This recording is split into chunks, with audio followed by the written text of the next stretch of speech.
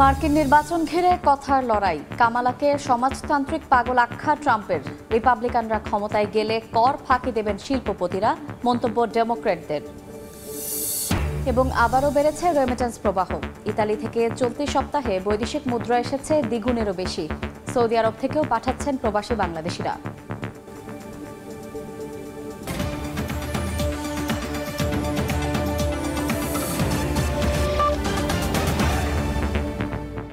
আন্তর্জাতিক সময়ের সঙ্গে আছি আমি শায়লা রহমান ইমা। রিপাবলিকান ডেমোক্র্যাটদের বাগযুদ্ধে উত্তপ্ত যুক্তরাষ্ট্রের প্রেসিডেন্ট নির্বাচনের প্রচারণা। বাইডেনের চেয়ে কামালা হ্যারিসকে হারানো সহজ হবে বলে মনে করেন ডোনাল্ড ট্রাম্প। এমনকি কামালা সমাজতান্ত্রিক পাগল বলে কটাক্ষ করেন তিনি। এদিকে রিপাবলিকান নেতা ডোনাল্ড ট্রাম্প ক্ষমতায় এলে কর ফাঁকি দেবেন শিল্পপতিরা, খর্ব হবে মার্কিনদের স্বাধীনতা, এমনটাই অভিযোগ হ্যারিসের রানিংমেট টিম ওয়ালজের। কখনো প্রতিশ্রুতির ফুলঝুরি, কখনো আবার একে অপরকে কটাক্ষ করার চেষ্টা, এভাবেই চলছে যুক্তরাষ্ট্রের ৪৭তম প্রেসিডেন্ট নির্বাচনের ডামাডোল। স্থানীয় সময় শনিবার দেশের পেনসিলভেনিয়ার উইলকস-বেরিতে নির্বাচনী সমাবেশে যান রিপাবলিকান নেতা ডোনাল্ড ট্রাম্প। এ সময় কামালাকে ব্যক্তিগত আক্রমণ করেন তিনি। বলেন, বাইডেনের চেয়ে কামালাকে নির্বাচনে হারানো সহজ হবে, কারণ তিনি একজন সমাজতান্ত্রিক পাগল। তার হাসিও পাগলের মতো। এছাড়া কামালাকে কটাক্ষ করতে নিজেকে বেশি সুন্দর বলে দাবি করেন যুক্তরাষ্ট্রের সাবেক এই প্রেসিডেন্ট।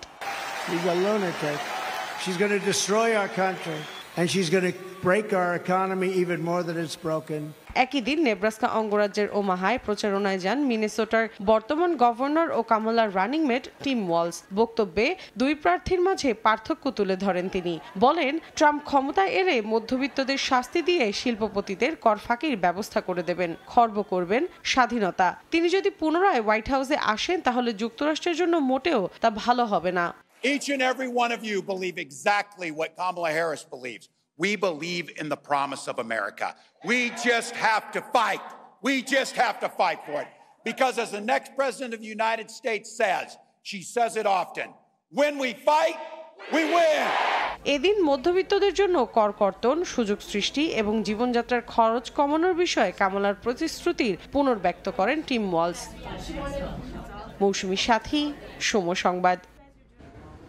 নির্বাচনী প্রচারণা জমে ওঠার সঙ্গে সঙ্গে ডেমোক্র্যাট ও রিপাবলিকান দুই প্রার্থীর মধ্যে বেড়ে চলেছে বিদ্বেষ।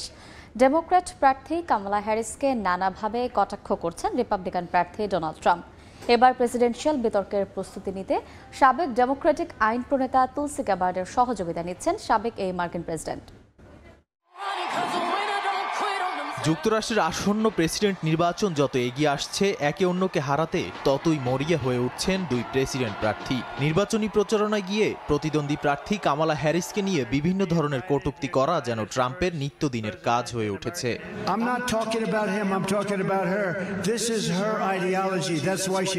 প্রতিদ্বন্দ্বী প্রার্থীকে বিভিন্ন হাস্যকর নামে ডেকে ছোট করে কথা বলাটাও তার প্রচারণার অবিচ্ছেদ্য এক অংশ। বিভিন্ন সময় কামালাকে উন্মাদ, কৃষ্ণাঙ্গ, মিথ্যুক, এমনকি তার নামকে ব্যঙ্গ করে কামাবালা বলতেও ছাড়েননি ডোনাল্ড ট্রাম্প। গত কয়েকদিনে কামালাকে বিভিন্নভাবে ছোট করায় শুধু বিরোধী দলেরই নয়, নিজ দল রিপাবলিকানদেরও তোপের মুখে পড়েন সাবেক এই মার্কিন প্রেসিডেন্ট। এরপরেও থামেননি ট্রাম্প। সম্প্রতি কামালা হ্যারিসের হাসি নিয়েও কটাক্ষ করেন ট্রাম্প। যদিও ট্রাম্পের এই অভ্যাস অনেক আগে থেকেই। 2016 সালে নির্বাচনের সময় বিরোধী প্রার্থী হিলারি ক্লিন্টনকে নিয়েও নানা ধরনের মন্তব্য করেছিলেন তিনি। এদিকে শিগগিরই হতে যাচ্ছে দুই প্রেসিডেন্ট প্রার্থীর মুখোমুখি বিতর্ক। এরই মধ্যে প্রেসিডেন্সিয়াল বিতর্কের প্রস্তুতি শুরু করেছেন দুজনই। কামালাকে ধরাশায়ী করতে অভিনব উপায় অবলম্বন করছেন ট্রাম্প। কামালা হ্যারিসের ঘোর বিরোধী, তবে ট্রাম্পের ঘনিষ্ঠ সাবেক ডেমোক্রেটিক আইন প্রণেতা তুলসি গ্যাবার্ডের সহযোগিতা নিচ্ছেন এই সাবেক মার্কিন প্রেসিডেন্ট। 2020 সালে বাইডেনের সঙ্গে মার্কিন প্রেসিডেন্ট হওয়ার দৌড়ে সামিল হয়েছিলেন তিনি। মার্কিন সংবাদ মাধ্যম নিউ ইয়র্ক টাইমসের প্রতিবেদনে বলা হয়, এরই মধ্যে ট্রাম্পের ব্যক্তিগত ক্লাব ও বাড়িতে তুলসির সঙ্গে প্রস্তুতি নিয়েছেন তিনি। বিশ্লেষকদের মতে প্রথমে 10 সেপ্টেম্বরের বিতর্কে অংশ নিতে চাইছিলেন না ট্রাম্প। কামালার সামনে দাঁড়াতে ভয় পাচ্ছেন ট্রাম্প, এমন কথাও শোনা গেছে। তাই তুলসীকে হাতিয়ার করে কোমর বেঁধে নামতে চাইছেন রিপাবলিকান নেতা। ধারণা করা হচ্ছে তুলসী ডেমোক্রেটিক পার্টির বিরুদ্ধে ক্ষোভকেই কাজে লাগাতে চান তিনি। নাদিম মারজান, সময় সংবাদ। ইসরায়েলে হামলা চালালে ইরানকে ভয়ানক পরিণতি ভোগ করতে হবে বলে হুঁশিয়ার করেছে যুক্তরাষ্ট্র। হামলা হলে পাল্টা আঘাতের জন্য মিত্র দেশগুলোর প্রতি আহ্বান জানিয়েছে তেল আবিব। হামাস প্রধান হত্যার প্রতিশোধ না নিতে ইরানের প্রতি আহ্বান জানিয়েছে কাতার। আর পাকিস্তান বলছে ইসরায়েলের সন্ত্রাসবাদ থেকে নিজেদের প্রতিরক্ষার অধিকার রয়েছে তেহরানের। এদিকে বিভিন্ন গণমাধ্যমের খবর, গাজায় যুদ্ধবিরতির নতুন আলোচনার কথা বিবেচনায় নিয়ে ইসরায়েলে হামলা পেছাতে পারে ইরান। ইরানের মাটিতে হামাস প্রধান ইসমাইল হানিয়া হত্যাকাণ্ডের জেরে মধ্যপ্রাচ্য জুড়ে উত্তেজনা তুঙ্গে। প্রতিশোধের আগুনে পুড়তে থাকা তেহরান যে কোনো সময় হামলা চালাতে পারে, এখনও সে আশঙ্কায় তেল আবিব। ইসরায়েলে হামলা না চালাতে আগেই আহ্বান জানিয়েছিল যুক্তরাষ্ট্র ও এর ইউরোপীয় মিত্ররা, তবে তাতে কান দেয়নি তেহরান। তাই এবার দেশটিকে সতর্ক করল ওয়াশিংটন। মার্কিন প্রশাসনের শীর্ষ এক কর্মকর্তার বরাত দিয়ে বিভিন্ন গণমাধ্যম জানিয়েছে, ইসরায়েলে হামলা চালালে ইরানকে ভয়ানক পরিণতি ভোগ করতে হবে। সব সতর্কতা উপেক্ষা করে ইরান যদি হামলা চালায়, তবে নিজেদের মিত্র দেশগুলোকে পাল্টা পদক্ষেপ নেওয়ার আহ্বান জানিয়েছে তেল আবিব। ইসরায়েলের পররাষ্ট্রমন্ত্রী এক বিবৃতিতে বলেন, কেবল ইরানের হামলা প্রতিহতের পাশাপাশি দেশটির বিভিন্ন লক্ষ্যবস্তুতে আঘাত হানতেও মিত্রদের সহায়তা প্রত্যাশা করছে তেল আবিব। হামাস প্রধান হত্যার প্রতিশোধ না নিতে এরই মধ্যে ইরানের প্রতি আহ্বান জানিয়েছে কাতার। আর পাকিস্তান বলছে, ইসরায়েলের সন্ত্রাসবাদ থেকে নিজেদের প্রতিরক্ষার অধিকার আছে তেহরানের। তবে ইসরায়েলে ইরানের হামলার পরিকল্পনা আরও কয়েকদিন পিছিয়ে যেতে পারে বলে জানিয়েছে মার্কিন সংবাদ মাধ্যম দ্য নিউ ইয়র্ক টাইমস। গণমাধ্যমটি বলছে, গাজায় যুদ্ধবিরতির নতুন চুক্তিতে যেন কোনো বাধা না আসে তা নিশ্চিতেই আক্রমণাত্মক পদক্ষেপ নিতে কিছুটা সময় নেবে তেহরান। ফারহাদ চৌধুরী, সময় সংবাদ। ইতালি থেকে বেড়েছে রেমিটেন্স প্রবাহ। গেল বছর সর্বোচ্চ ১,১৬৬ মিলিয়ন ইউরো পাঠালেও এবার সেই রেকর্ড ভাঙতে চলেছে। গেল সপ্তাহের তুলনায় চলতি সপ্তাহে রেমিটেন্স পাঠানোর হার দ্বিগুণেরও বেশি। ইতালি থেকে হাসান মাহমুদের রিপোর্ট। গণঅভ্যুত্থানে সাড়া দিয়েই সরকার পতনের আগে রেমিটেন্স না পাঠানোর আহ্বানে অনেক প্রবাসী দেশে টাকা পাঠানো থেকে বিরত থাকে। তবে শেখ হাসিনা সরকারের পতনের পর ইতালি থেকে স্বাভাবিকের তুলনায় অনেক বেশি পরিমাণে রেমিটেন্স যাচ্ছে বাংলাদেশে।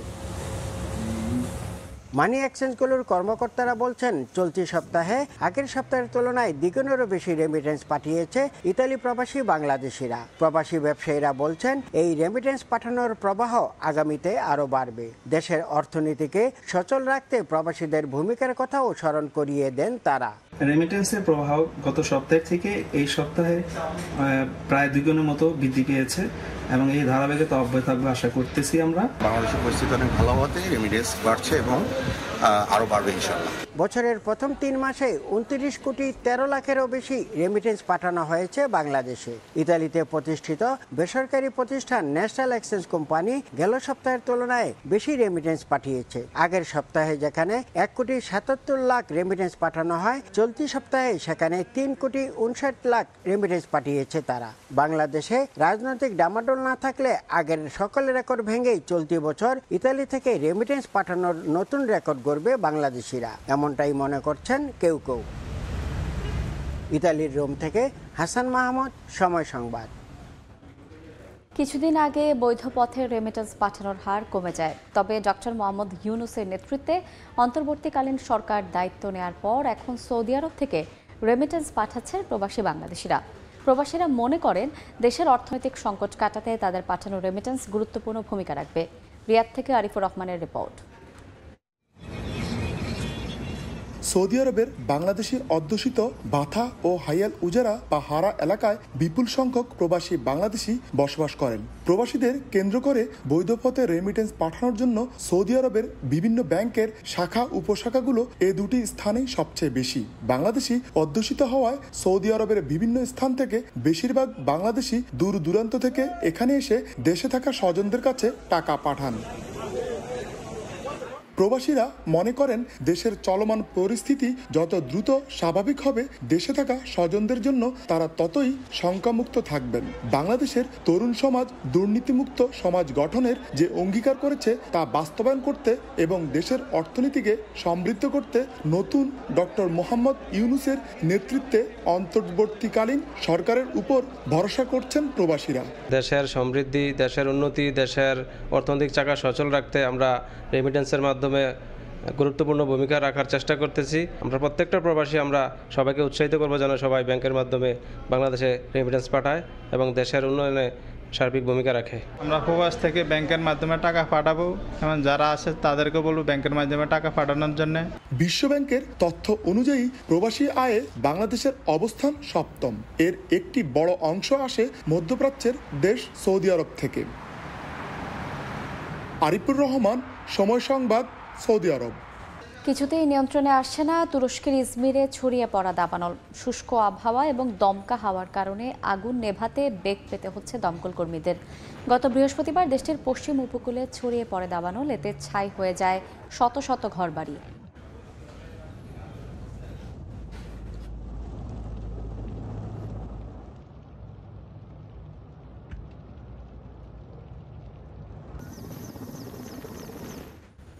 কানাডার মন্ট্রিয়ালে একটি পানির পাইপ ফেটে শহরটির গুরুত্বপূর্ণ অনেক রাস্তাঘাট এবং ১০০-র বেশি বাড়িঘর তলিয়ে গেছে।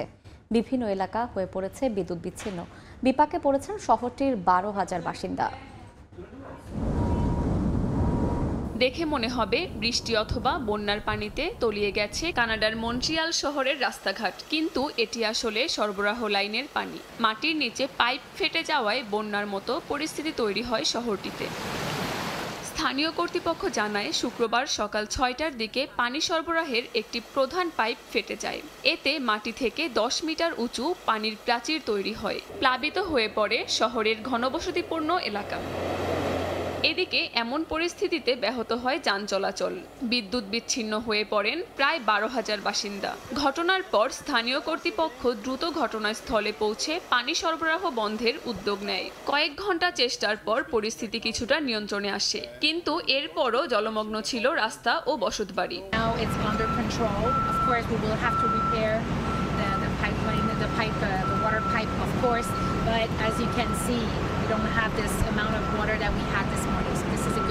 পানির কারণে যেসব বাসিন্দা ঘর ছেড়েছিলেন তাদের দ্রুত ফেরার ব্যবস্থা করতে কাজ করছেন দমকল কর্মীরা। চলে বিদ্যুৎ সংযোগ মেরামতের কাজও। সব স্বাভাবিক হতে কিছুটা সময় লাগতে পারে বলে জানিয়েছেন শহরটির মেয়র। কাকুলি আক্তার, সময় সংবাদ। আন্তর্জাতিক সময়। ক্যারিবীয় অঞ্চল বারমুডায় আঘাত হানার পর মৌসুমী ঝড়ে রূপান্তরিত হয়েছে হারিকেন এর্নেস্টো। স্থানীয় সময় শনিবার ভোরে অঞ্চলটির হ্যারিংটন সাউন্ডে আঘাত হানে এটি। এ সময় বিদ্যুৎ বিচ্ছিন্ন হয়ে পড়েন ৩৬,০০০ বাসিন্দা। এতে চরম দুর্ভোগে পড়েন বাসিন্দারা। দেখা দেয় ঝড়ো হাওয়া সহ প্রবল বৃষ্টিপাত। পরে দুর্বল হয়ে ধীরে উত্তর পূর্বাঞ্চলীয় দিকে অগ্রসর হয় ঝড়টি। এদিকে নিরাপত্তার স্বার্থে এখন বন্যা সতর্কতা জারি রেখেছে বারমুডা কর্তৃপক্ষ।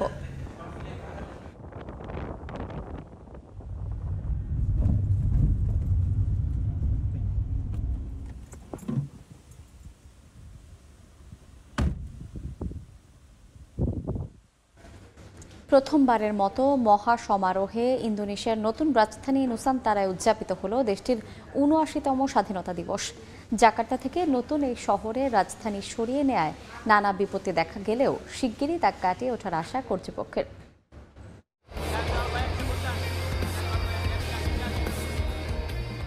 মুক্ত আকাশে মনোমুগ্ধকর বিমানের চক্কর,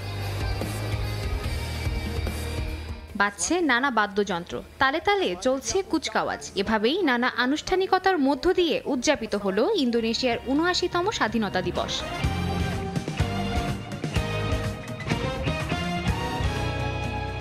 দেশটির রাজধানী জাকার্তা থেকে নুসান্তারায় স্থানান্তরের পর এই প্রথম নতুন রাজধানীতে কোনো রাষ্ট্রীয় অনুষ্ঠান উদযাপিত হলো।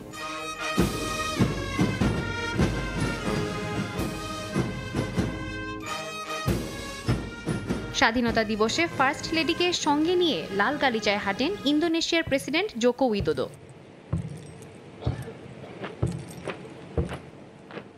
নানা বাধা বিপত্তির মুখোমুখি হওয়ায় এখনও নতুন রাজধানী শহরটির নির্মাণ কাজ শেষ হয়নি। রয়েছে খাদ্য ও বাসস্থানের সংকট। এরপরও নির্মাণাধীন এই শহরটিতে প্রায় ১৩০০ অতিথির উপস্থিতিতে আয়োজন করা হয় আনন্দঘন এই অনুষ্ঠানের। করোনা মহামারী, বিদেশি বিনিয়োগের অভাব এবং প্রকল্প পরিচালকদের পদত্যাগের মতো বিভিন্ন ঘটনায় পিছিয়ে পড়েছে নতুন রাজধানী তৈরির কাজ। তবে সম্প্রতি প্রায় 3,20 লাখ মার্কিন ডলার বিনিয়োগের ব্যবস্থা করেছেন দেশটির বর্তমান প্রেসিডেন্ট উইদোদো। এই বিনিয়োগের বদৌলতে বেশ কয়েকটি হোটেল ও অফিস ভবন তৈরি করা হয়েছে। এছাড়াও ঈগলাকৃতির নতুন সরকারি বাসভবনে প্রথমবারের মতো মন্ত্রিসভার বৈঠকও আয়োজন করা হয়। তবে হাজার হাজার বাসিন্দাকে নতুন এই শহরে নিকট ভবিষ্যতে স্থানান্তরের কোনো পরিকল্পনা নেই বলে জানানো হয়। স্বাধীনতা দিবসের এই অনুষ্ঠানে দেশটির ভবিষ্যৎ প্রেসিডেন্ট প্রাবো সুবিয়ান্তো উপস্থিত ছিলেন। নতুন রাজধানী তৈরির এই উদ্যোগ বাস্তবায়ন বজায় রাখার কথা জানান তিনি। সাদিয়া তাসনিম, সময় সংবাদ। Miss and Mrs universe middle east চূড়ান্ত পর্বে মনোনীত হয়েছেন Bangladeshi Glamour girl Nasrin Sultana queen. 18 August রাতে সংযুক্ত আরব আমিরাতের রাস আল খাইমায় সমুদ্র সৈকতে এই প্রতিযোগিতার ফাইনাল অনুষ্ঠিত হবে। বিস্তারিত শিবলি আসাদিকের রিপোর্টে। সংযুক্ত আরব আমিরাতে অনুষ্ঠিত হতে যাচ্ছে miss and Mrs universe middle east প্রতিযোগিতা। 17 ও 18 আগস্ট রাস আল খাইমায় আরব সাগরের তীরে জমকালো আয়োজনের মধ্য দিয়ে এই প্রতিযোগিতা অনুষ্ঠিত হবে। সারা বিশ্বের 50টি দেশের 100 প্রতিযোগী এখানে অংশ নিচ্ছেন। এই ইভেন্টে বাংলাদেশ থেকে অংশগ্রহণ করছেন নাসরিন সুলতানা কুইন। 16 আগস্ট দুবাইতে অনুষ্ঠিত হয়েছে প্রতিযোগীদের পরিচিতি অনুষ্ঠান। 17 আগস্ট প্রতিযোগিতার মূল পর্বে অংশগ্রহণকারীদের talent presentation, dress up, Outlook নিয়ে চুল ছেঁড়া বিশ্লেষণ হয়। নাসরিন সুলতানা কুইন এই miss and Mrs universe middle east প্রতিযোগিতার চূড়ান্ত পর্বের জন্য নিজেকে তৈরি করেছেন গত 6 মাস থেকে। পাবলিক ভোটের মাধ্যমে এই প্রতিযোগিতার চূড়ান্ত ফলাফল দেওয়া হবে। ভোটের ক্ষেত্রে নাসরিন সুলতানা এগিয়ে আছেন। বরিশালের ফিরোজপুরের মেয়ে নাসরিন সুলতানা কুইন ঢাকার সাউথ ইস্ট ইউনিভার্সিটি থেকে 2020 সালে LLB সম্পন্ন করেছেন। তিনি বর্তমানে দুবাইতে কুইন ফ্যাশন নামে একটি ফ্যাশন হাউস পরিচালনা করছেন। শিবলাল সাদিক, সময় সংবাদ, সংযুক্ত আরব আমিরাত। আন্তর্জাতিক সময়ের শীর্ষ সংবাদ জানিয়ে দিচ্ছে আরেকবার। কি নির্বাচন ঘিরে কথার লড়াই, কামালাকে সমাজতান্ত্রিক পাগল আখ্যা ট্রাম্পের।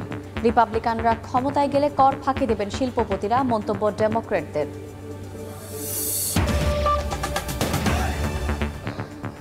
এ ছিল আন্তর্জাতিক সময়। এরপর দেখবেন সময় সংবাদ। সঙ্গে থাকুন সময়ের।